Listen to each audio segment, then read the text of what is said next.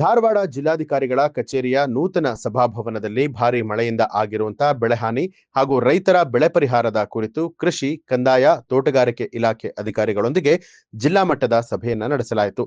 ಈ ವೇಳೆ ಮಾತನಾಡಿದಂತಹ ಸಚಿವರಾದ ಸಂತೋಷ್ ಲಾಡ್, ಅತಿವೃಷ್ಟಿಯಿಂದ ನಷ್ಟ ಅನುಭವಿಸಿದ ರೈತರಿಗೆ ಸರ್ಕಾರವು ನಿಯಮಾನುಸಾರ ಪರಿಹಾರವನ್ನ ಕೊಡ್ತಾ ಇದೆ. ಪರಿಹಾರ ಕಾರ್ಯಕ್ರಮಗಳಲ್ಲಿ ಯಾವುದೇ ಲೋಪದೋಷಗಳು ಆಗದಂತೆ ಅಧಿಕಾರಿಗಳು ಎಚ್ಚರಿಕೆ ವಹಿಸಬೇಕು. ಸಂಕಷ್ಟದಲ್ಲಿ ಇದ್ದವರಿಗೆ ನೆರವಾಗುವಂಥದ್ದು ನಮ್ಮ ಆದ್ಯ ಕರ್ತವ್ಯ.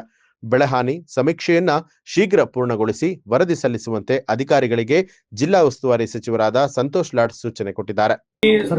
ಇನಿಷಿಯಲಿ ನಾವು ಆಲ್ರೆಡಿ 97,000 ಹೆಕ್ಟರ್, ಹೆಚ್ಚು ಕಮ್ಮಿ 1 ಲಕ್ಷ ಹೆಕ್ಟರ್ಗೆ ಅದರಲ್ಲಿ ಸುಮಾರು 79,000 ಹೆಕ್ಟರ್ಸ್ ನಮ್ಮ ಗ್ರೀನ್ ಗ್ರಾಮ್ ಇದೆ. ಸೊ ಅದ್ರ ಜೊತೆಗೆ ಸೋಯಾ ಇದೆ, ಆಮೇಲೆ ಕಾಟನ್ ಇದೆ, ಚಿಲ್ಲಿ ಇದೆ, ಈ ತರ ಏನೇನು ಕ್ರಾಪ್ಗಳಿದಾವೆ ಎಲ್ಲ ಕ್ರಾಪ್ಗಳು ಆಲ್ರೆಡಿ ಸಮರ್ಪಕವಾಗಿ ಸರ್ಕಾರಕ್ಕೆ ಆಲ್ರೆಡಿ ಕಳಿಸಿದ್ದೀವಿ. ನಾವು ಕೂಡ ಇನ್ಸ್ಪೆಕ್ಷನ್ ಮಾಡಿದ್ದೀವಿ. ಆಲ್ರೆಡಿ ಸರ್ಕಾರದಿಂದ ಒಂದು ಇನ್ಸ್ಪೆಕ್ಷನ್ ಟೀಮ್ ಕೂಡ ಬಂದಿದೆ. ಸೊ ರಿಗರಸ್ ಆಗಿ ನಾವೇನು ಎಫರ್ಟ್ ಹಾಕಿದ್ದೀವಿ ಜಿಲ್ಲಾಡಳಿತ ಅವರೆಲ್ಲರಿಗೂ ಹೋಗಿ ತೋರಿಸ್ತಕ್ಕಂಥ ಕೆಲಸ ಮಾಡಲಿಕ್ಕೆ ಡೈರೆಕ್ಷನ್ ಕೂಡ ಕೊಟ್ಟಿದ್ದೀವಿ.